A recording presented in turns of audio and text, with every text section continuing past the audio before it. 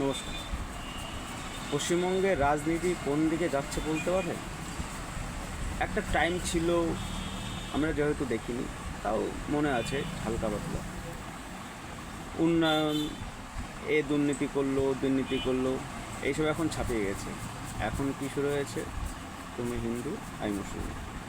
যদি বলেন যে এই ব্যাপারটা কে নিয়ে এসছে, অনেকে বলতে পারবেন, এক কথা উত্তর দিয়ে দেবেন, সবার আগে বিজেপি নিয়ে এসছে। আমার তো মনে হয় না। আমি যেখানে বাস করি, একটা সময় আমাদের এখানে বিজেপির বিধায়ক এমপি অবধি ছিল, মাননীয় সত্যব্রত মুখোপাধ্যায়। তখন কিন্তু তিনি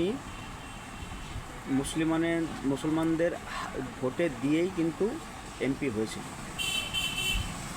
আজকেকার দিনে দাঁড়িয়ে আমার মনে হয় না, খুব রেয়ার 2-4 জন মুসলিম লোক বিজেপিতে ভোট দেয়, বাকিটা একটা নির্দিষ্ট পার্টিতে ভোট দেয়।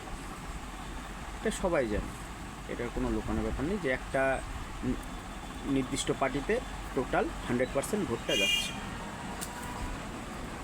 সেজন্য সে যতটা পারে, যতটা চেষ্টা করে, সে ওই দিকেই ভোট, মানে যেহেতু তারা ভোট দিয়েছে দুধেল গাই, সেদিকেই কথা বলার, সেদিকে থাকার, তাদের মার্জনা করে কথা বলার চেষ্টা করে।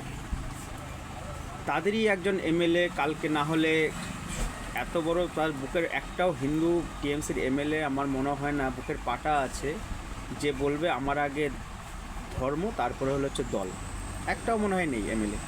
কিন্তু সেখানে একজন মুসলিম এমএলএর একদম সরাসরি এতটাই তার ক্ষমতা হয়ে গেছে, রাজনীতিতে তার এতটাই ক্ষমতা হয়ে গেছে, সে একদম পুরো সরাসরি বলে দিল কিন্তু যে আগে তার দল, আগে তার ধর্ম, তারপরে তার দল। কিন্তু সেখানে একটা হিন্দু এমএলএর কোনোদিনও ক্ষমতা হবে না টিএমসিতে দাঁড়িয়ে।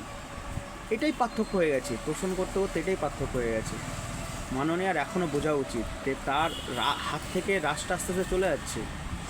আরও এমপি এমএলএ আছে, দেখবেন আস্তে আস্তে আপনার হাত থেকে রাষ্ট্র অটোমেটিক্যালি চলে যাবে। এখনও টাইম আছে, শুধরে নিন ভুলগুলা।